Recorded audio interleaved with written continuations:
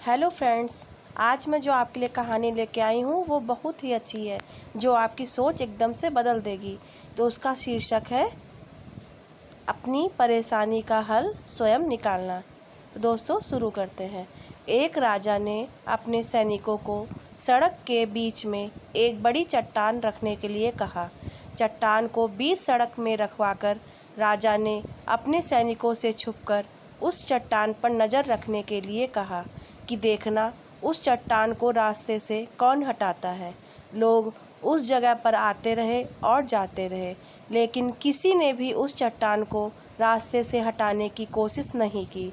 उस चट्टान के पास से लोगों के गुजरने वालों में राजा के कुछ करीबी लोग और शहर के बड़े व्यापारी भी शामिल थे, और उनमें से कुछ लोग तो राजा को ही कोसने लगते कि क्या राजा इस चट्टान को भी रास्ते से नहीं हटवा सकता।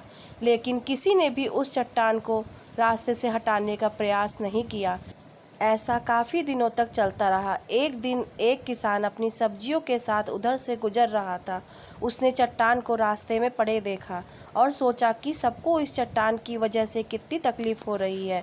उसने अपनी मजबूत लाठी से उस चट्टान को एक धकेलने की कोशिश शुरू कर दी। काफ़ी कोशिश के बाद वह उसे सड़क से हटाने में कामयाब हो गया। चट्टान रास्ते से हटाने के बाद किसान अपनी सब्जियों को उठाकर जाने ही वाला था कि अचानक उसकी नज़र एक पोटली पर पड़ गई, जो ठीक उसी जगह पर पड़ी थी जहाँ से उसने वह चट्टान हटाए थे।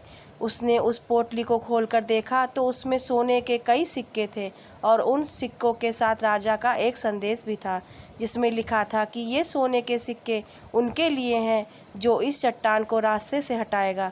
दोस्तों, बिल्कुल ठीक इसी तरह हम सबके लाइफ में भी कई परेशानियां आती हैं। कुछ लोग उन परेशानियों से बचकर निकल जाते हैं और कुछ रास्ता बदल देते हैं, और चंद लोग ठान लेते हैं उन परेशानियों का हल निकाल लेने की। और ऐसे ही लोग मुश्किलों में संभावनाओं में छिपे अवसर खोज लेते हैं। मजबूत इरादे और नेक दिल के साथ किए गए कोशिशों के परिणाम हमेशा अच्छे आते हैं।